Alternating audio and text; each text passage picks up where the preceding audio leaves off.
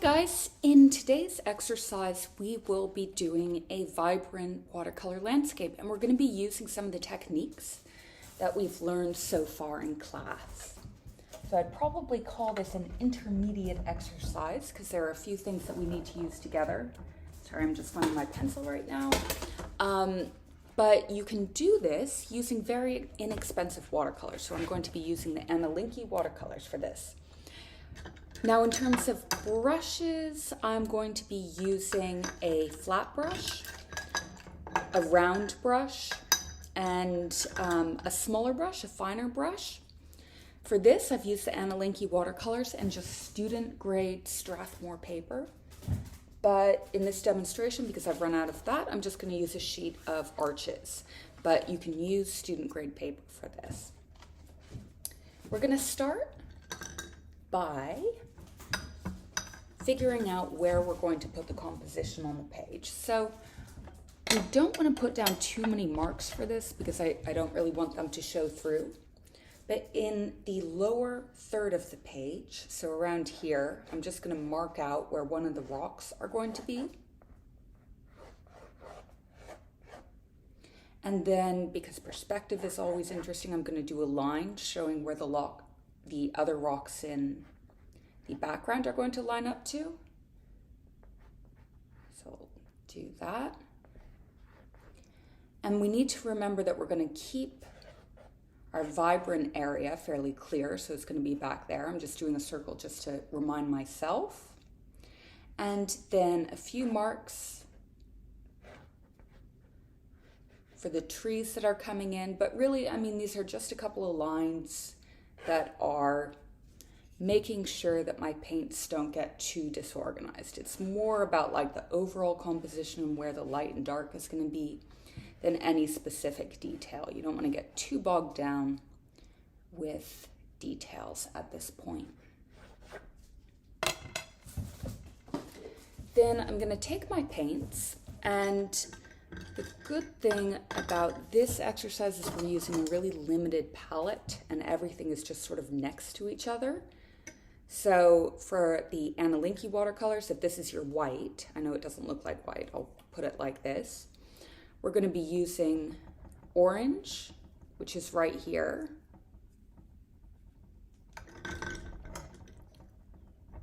And then some of this green, and the oranges and greens are going to mix together to create sort of like a gray. So with these two colors, we can create super, super vibrant colors and then grayed colors at the same time because they're complementary.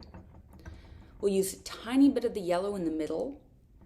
We'll use the phthalo blue, which is right here for the sky, as well as a little bit of the ultramarine. And then we will be using the purple here. We're also going to be using white gouache for this exercise. So the brand I have is, I can't pronounce it, Placa de Verf, but Winsor & Newton does a good gouache, white gouache. You know, it doesn't need to be super, super fancy. Okay, so we'll start with a graduated wash from the sky down. I'm going to, with a clean brush, and you're probably going to want a sheet of paper to test this on, you know, before you mix. So just, I usually have a sheet of cartridge paper that I'm just like testing things against. Gonna get that phthalo blue, gonna get a little bit of ultramarine prepared. And I'm also just going to wet down first lightly the area that the sky is going to be, so we can have sort of an effect of the watercolors just sort of like disintegrating as they go off on the page. Okay, so that's a little bit streaky, so I'm just going to wet this down here.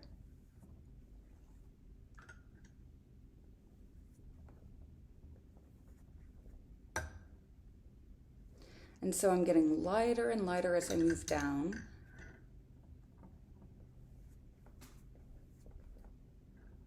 I'm not really going to touch that middle area, maybe just get some paint on the sides.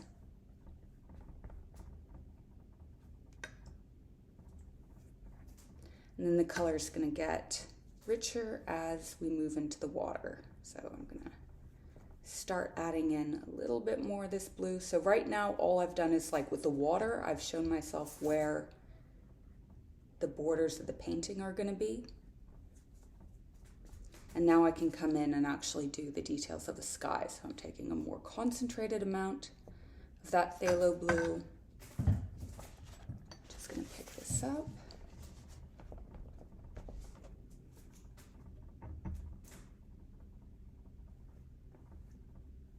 I'm doing sort of streaks across the sky just because there's a little bit of clouds.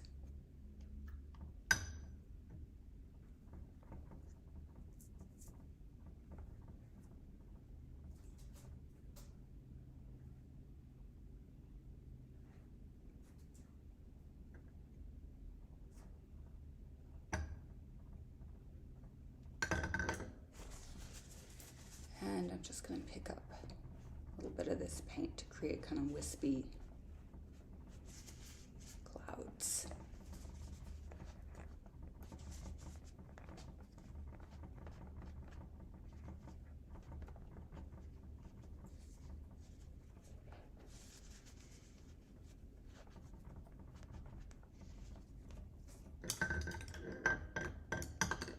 Okay, and now I'm going to move in with some of these green values. So I'm going to mix up the really pure green. The pure green is going to be more centered around to the middle of the painting. As things move into the light, the colors become a lot purer, so that's why we're going to concentrate this green here. And I'm also here, this is the sort of one place I'm going to use a little bit of this yellow. So the yellow is right next to the orange, and I'm just going to make it so that in the center I've got a protected area of white where the sun's coming through.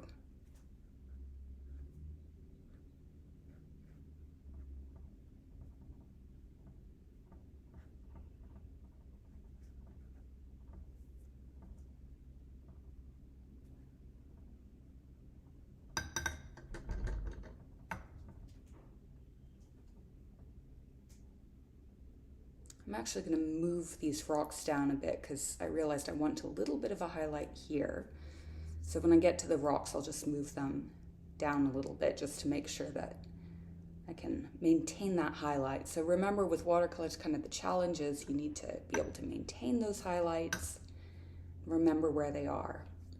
And then I want these colors to kind of dull as they move towards the side, because I don't want the emphasis to be even on the painting. I want all the attention to be focused towards the bright area. So I've mixed the green with that orange together, which is creating sort of a darker green. I'm just dotting into the wet paint a little bit around the sides. Right now we're just working with sort of, the values essentially. So what's light, what's dark, mainly what's light, but just getting a really kind of simple understanding of what the values are going to be. Now the thing about the rocks is we're going to be using white gouache with them, which is helpful because, if we cover them up a little bit, we can always come back in. And I'm going to add a little bit of phthalo to that orange-green mixture. And at this point, I'm going to add the tiniest bit of purple into that to make it even a little bit more grayed as we move towards the side.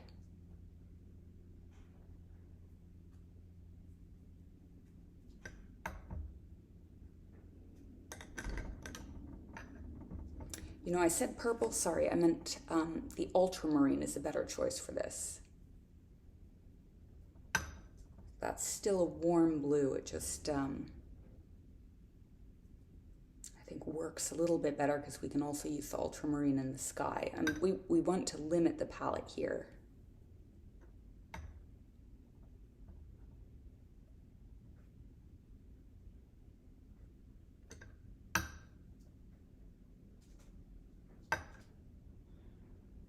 The ultramarine and the orange are going to mix together to make a nice gray, sort of gray purple that we'll be able to use throughout.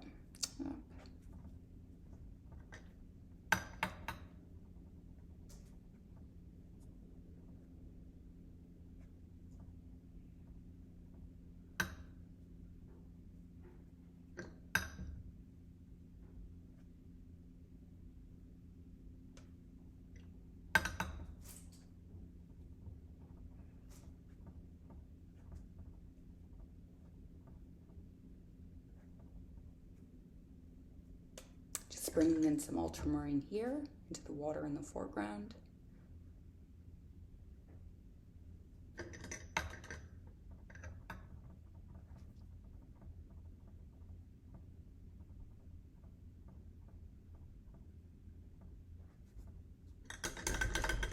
Now I'm gonna make sure I've got a nice clean area on my palette to pick up that orange with.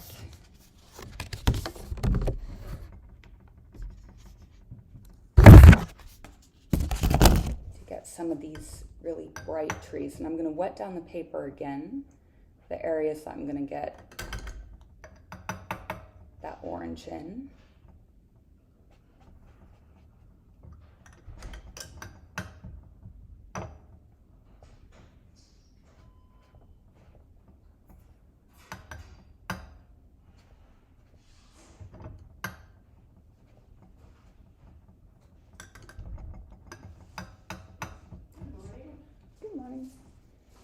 And now I'm going to drop in the orange.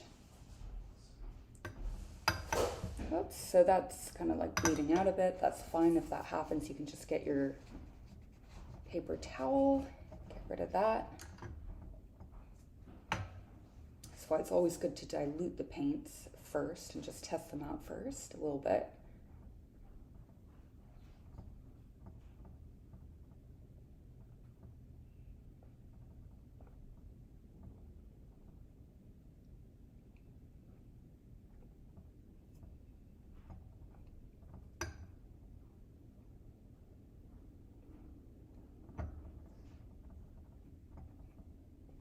And I'm using a flat brush here, but you could use a round brush. There, you know, you don't need to use a flat brush for this, but I'm just using a flat brush so I can cover a fair amount of ground and get a little bit of texture as I just layer this in.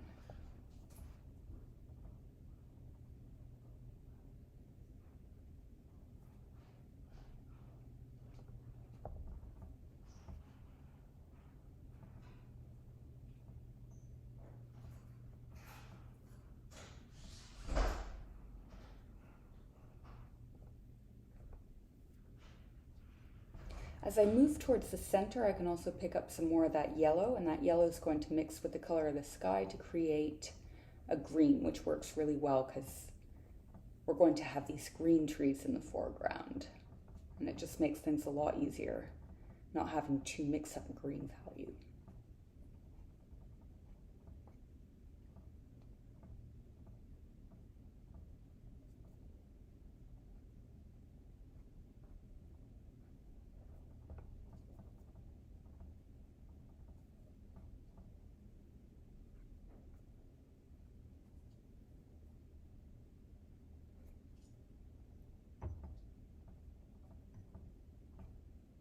Oops, that's a little bit too bright.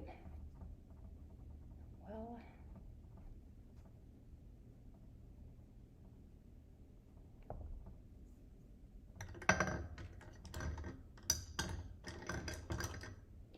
so now I'm going to mix together some cooler colors using a medium round brush and my gouache at this point. So now I'm going to add a little bit of the gouache onto my palette, and I am going to mix that with some ultramarine and a little bit of the orange to create sort of a muddy gray brown.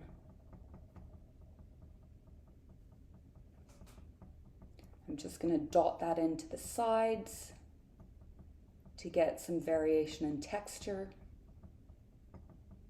and to start like wrangling my light values into the center.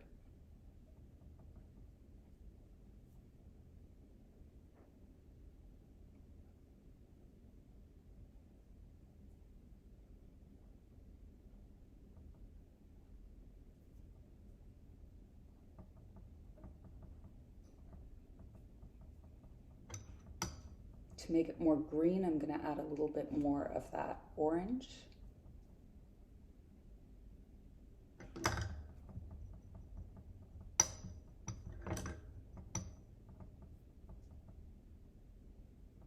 And I'm going to add a little bit of green and the gouache together, green gouache and a little bit of that grade value to move into the water with.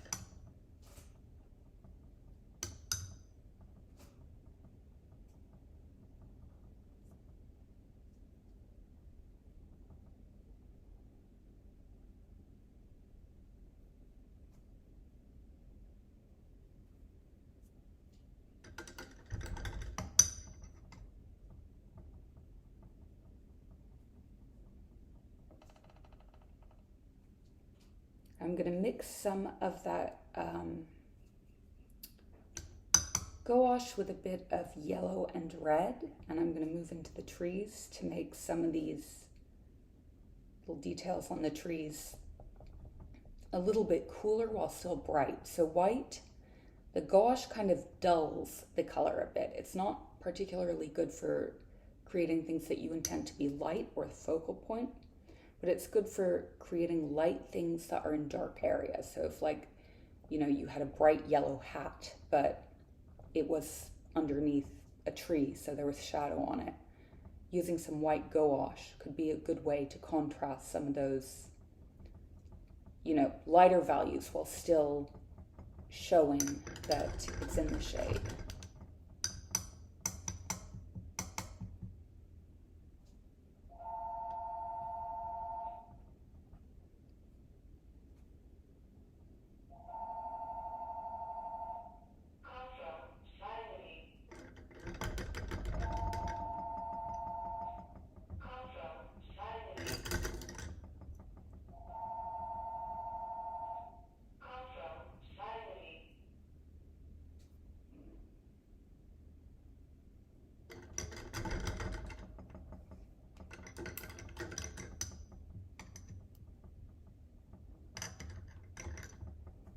Okay, I'm going to move a little bit of ultramarine into the sky just to get some more intensity there.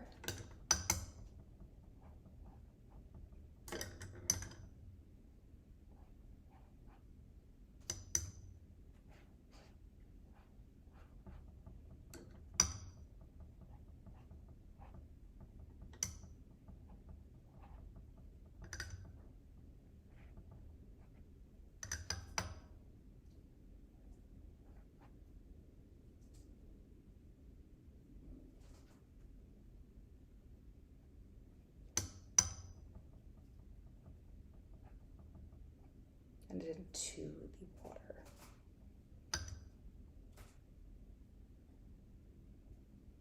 I'm going to let all of this just sit for a minute so that I can come in with a dry brush for the trees and the rocks. Okay, so now that I've left this to dry for a bit and I've cleaned off my palette, I'm going to come in with a flat brush to do some dry brushing and also get some detail in the trees. I'm going to use two different flat brushes to help just with the effect of perspective and stylization. So let's first move into the grass. So I'm going to pick up some of that green here, and you're going to need a piece of scrap paper to test that out on for the dry brushing technique. But basically we're just letting the tips of the bristles hit the paper so that we have the effect of grass. And I'm going to come in right here with some of the lighter grass closer to the lighter areas. And then I'm going to mix a little bit of ultramarine into that mix to get some darker grass shading the area behind. And then as we move off into the distance, I'll use my smaller flat brush to get these smaller blades of grass moving off into the background. So remember that things get a bit fuzzier, a bit less detailed as they move into the background, so we don't need these to be like super, super sharp marks. It can just be kind of like the indication of marks here.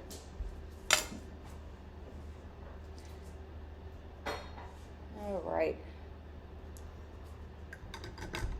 Now I'm also going to use a flat brush to get down the trunks of the trees. You don't need to use a flat brush for this, you can use a round brush, but I'm going to use a flat brush just to get more of a stylized effect.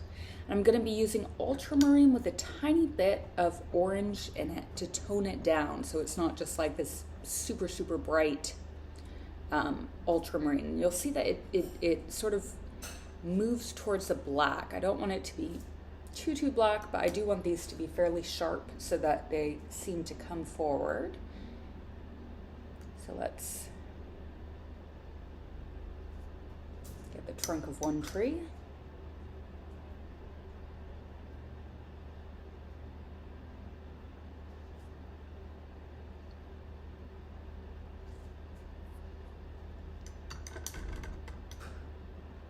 I'm going to add a little bit more ultramarine to that as I move towards the trees in the background and they get just a little bit lighter in value.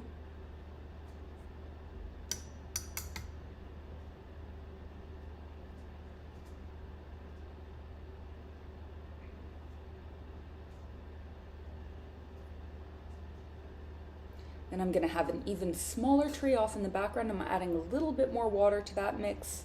Again, just so that it gets a little bit paler as we move into the background, so it doesn't sort of over-dominate anything that's going on in the foreground. And at this point, if you want to put in like a few branches, you can use the side of your flat brush to get, you know, some thinner branches moving back in the tree.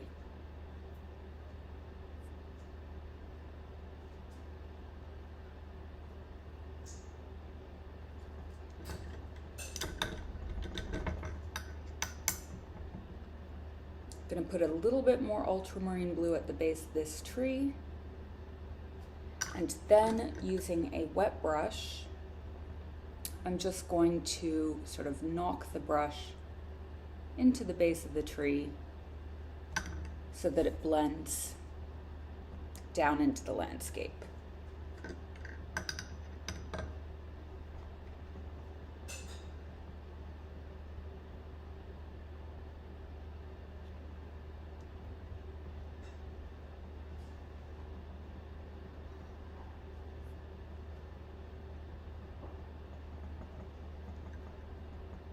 Do the same for this tree, just so that the base blends in a little bit more with its surroundings. And now I'm going to move on with a flat brush to the rocks, and for this I'm going to at first just use plain white gouache.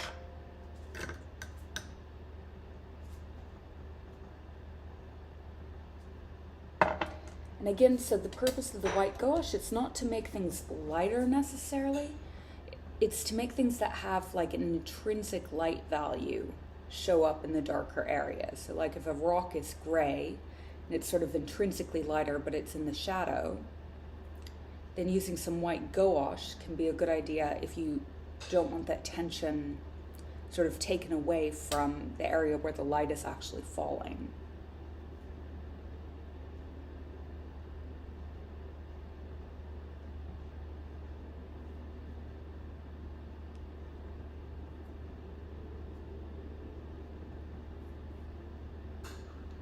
I've just got some rocks moving in the background, so I'm putting some marks there.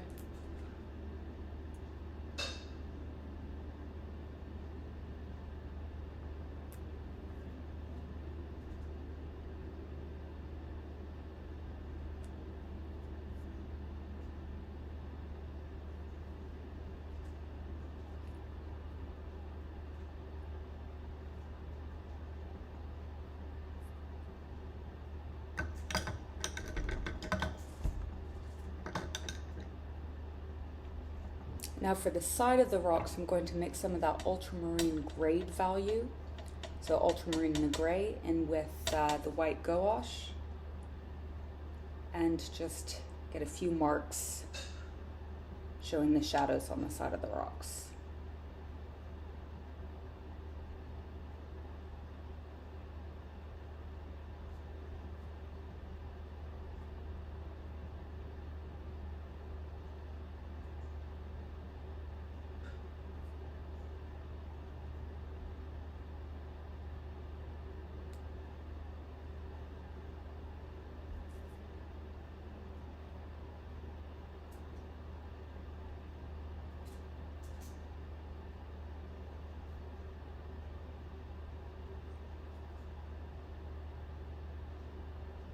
I'm going to add a little bit of phthalo in there too, just to add some contrast.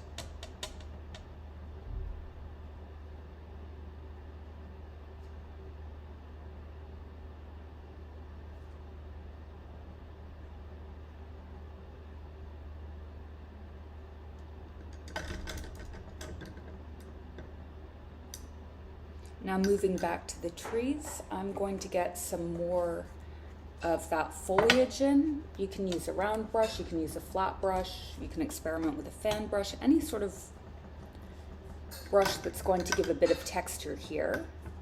And I'm gonna start with the orange. I'm not bothering to really clean my water or anything because I want this to be like ever so slightly muddy. I don't want a huge or like a super pure bright orange here.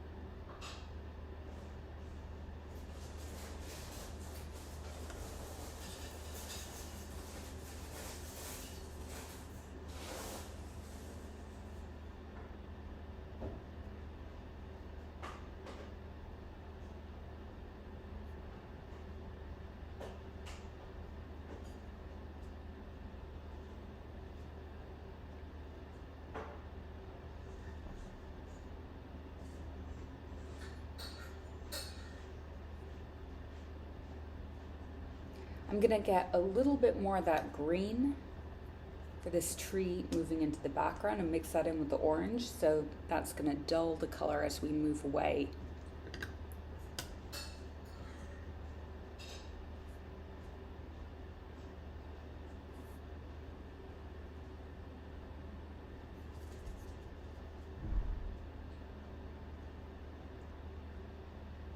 I'll just add a little bit more of that green to the branches up here.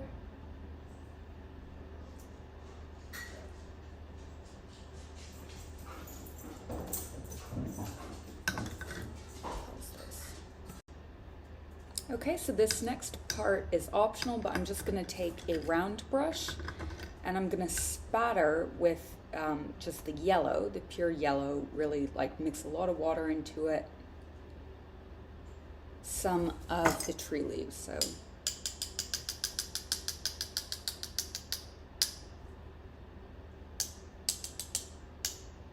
And that's just gonna add like a little bit more complexity to the perspectives.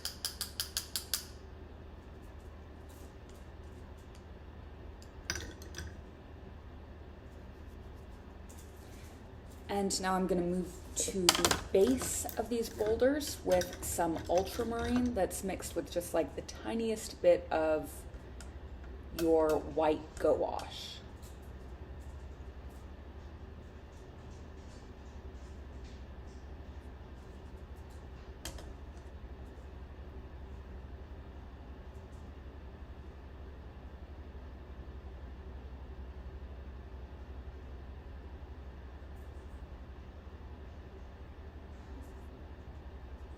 For some variation, I'm going to mix some green in there as we move towards the rocks in the background.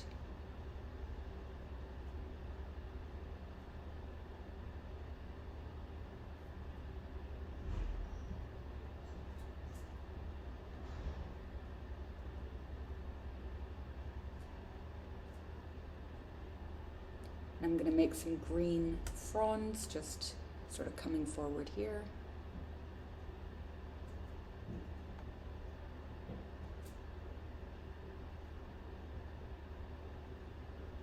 Be reflected in water.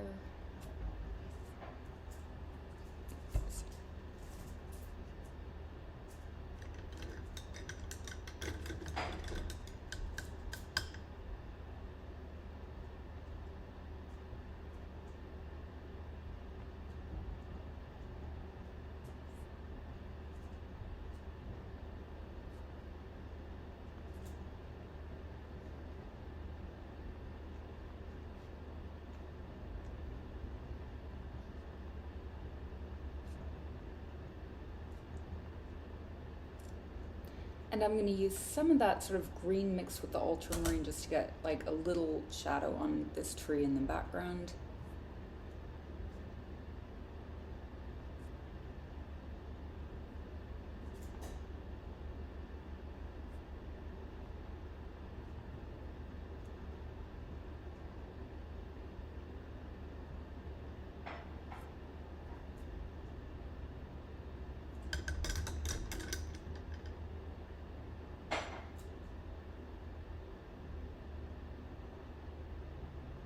And here I'm just taking a wet brush and I'm just like letting the side of the brush just knock into those areas of ultramarine that I've put down. So they start to just bleed downwards as reflections.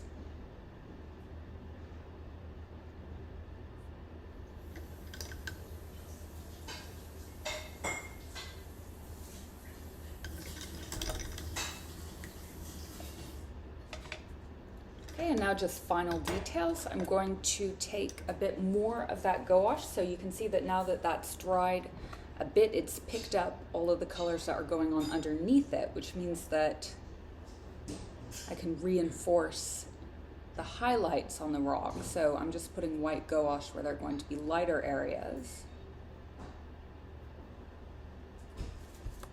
And using a dry brush, I'm also going to just like scrape this white gouache over the trunks of the trees to add a bit of texture.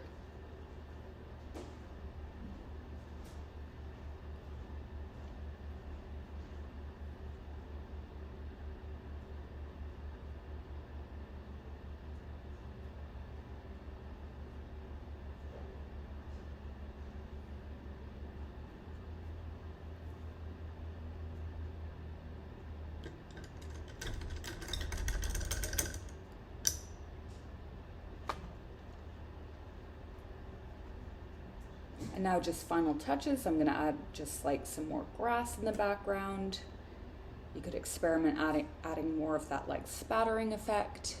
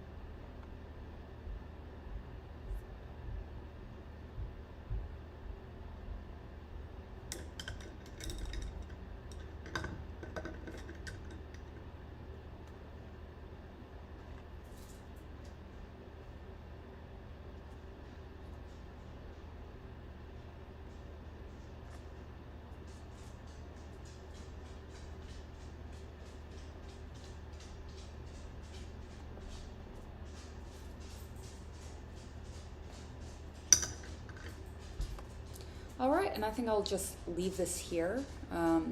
Actually, I'll put a few more dots of orange coming this way. But you can fiddle around with this a bit. The more sort of stuff you can add more of a sense of complexity. Just make sure that like the overall sense of value, so the light or dark areas remain light or dark according to what part of the painting they're in. You can also come in with a white gouache to contrast some of these leaves in the foreground. But I'm going to leave this here. And there you have it, an atmospheric fall landscape.